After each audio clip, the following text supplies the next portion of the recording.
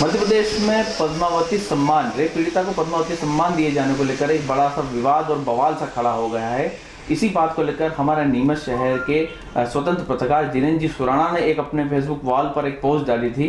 उसके बाद कहीं ना कहीं खरगोन पुलिस ने उसको स्वयं संज्ञान लेकर के उनके खिलाफ 300 धारा सहित अन्य मामलों में प्रकरण दर्ज कर लिया है। इस मामले पर बात करने के लिए हमारे साथ खुद जिनेंद्र सुराणा जी मौजूद है और हमारे शहर के वरिष्ठ अभिभाषक श्री महेश जी पाटीदार भी है। हम उन्हीं से जानेंगे कि पूरा मामला क्या है और क्या लीगल इसमें तथ्य होने चाहिए थे।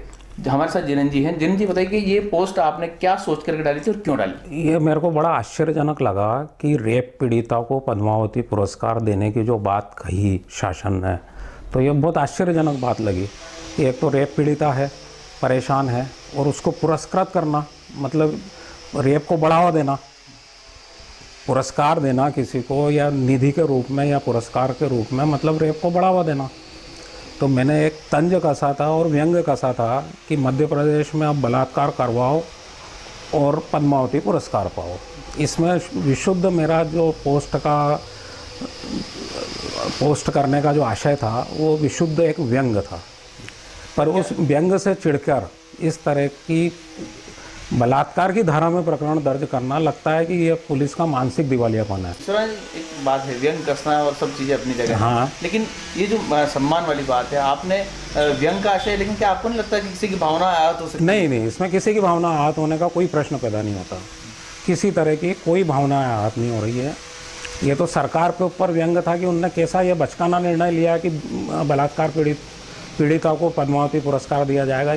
ये पुरस्कार देके उस जो शौर्य और वीर्य की प्रतीक रानी पद्मावती का इनने अपमान किया। जी हमारे साथ महेश जी आप बताइए कि इसमें जो लीगल जो बात है, किस तरीके का एक लीगल एक फॉल्ट हो सकता है कि कोई 376 की धारा मुकदमा दर्ज कर देना जबकि कोई सामने पीड़िता नहीं है? हाँ बिल्कुल, ये मुकदमा दर्ज होना एक बड़ा आश्चर्य का प्रश्न है कि एक तरफ तो हम अभिव्यक्ति की आज़ादी की बात कर रहे हैं, संवैधानिक अधिकारों की बात कर रहे हैं, और दूसरी तरफ यदि कोई व्यक्ति आश्चर्य के लिए, तंग कसने के लिए अगर पोस्ट जारी करता है, उसके खिलाफ मुकदमा दर्ज करना निश्चित ही चिंतनीय प्रश्न है। लेकिन इसमें महत्वपूर्ण बात है कि 376 के लिए तो एक पीड़िता होना चाहिए, यहाँ पीड़िता का कोई क्वेश्चन नहीं है। और दूसरा ये कि इस प्रकार की बातें गवर्नमेंट के खिलाफ अगर नहीं होगी तो देश ही जिंदा नहीं रहेगा। देश में व्यक्ति को सरकार की नीतियों के लिए और सरकारी नीतियों के विरुद्ध बोलने का बराबर प्रोत्साहन मिलना चाहिए।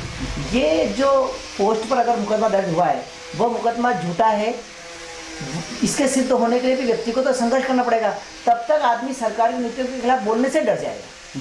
पर अभी हमें एक चीज़ बड़ी देखने वाली हमारे देश में भी हमें बड़ी दिखी है, अभिव्यक्ति की स्वीकृति के नाम पे कई चीज़ें बोलने में आती है, कर देती है, जिससे भावनाएं आहत हो जाती है। तो इसमें भावना आहत होने का मामला नहीं लगता आपको? नहीं, मुझे जैसे पोस्ट देखी तो पोस्ट में केवल इतना लिखा हुआ है कि एक स्थानीय समाचार पत्र है और स्थानीय समाचार पत्र ने समाचार को जारी किया है।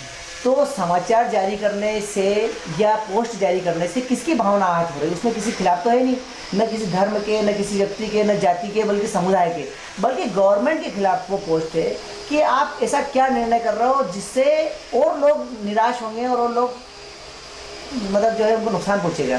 तो बल्कि पोस्ट तो सरकार को सचेत करने के लिए पोस्ट थी कि आप इस प्रकार का पुरस्कार अगर देना चाहते हो तो इस प्रकार का पुरस्कार मत दो, ये तो और अपमान हो जाएगा पद्मावती। ये थे हमारे साथ में जिनेंद्र जी सुराणा और वरिष्ठ अभिभाषक महेश पाटीदार, जिन्होंने पद्मावती पर जो जिस तरह का व्यंग उन्होंने कसा और उस पर पूरी रोशनी डाली उनके खिलाफ एफआईआर दर्ज होने के बाद कि किस तरह से कानूनी पहलू हैं और आगे वो क्या करने जा रहे हैं। वाइस एमपी की विशेष खबर के लिए मैं श्याम गुर्जर।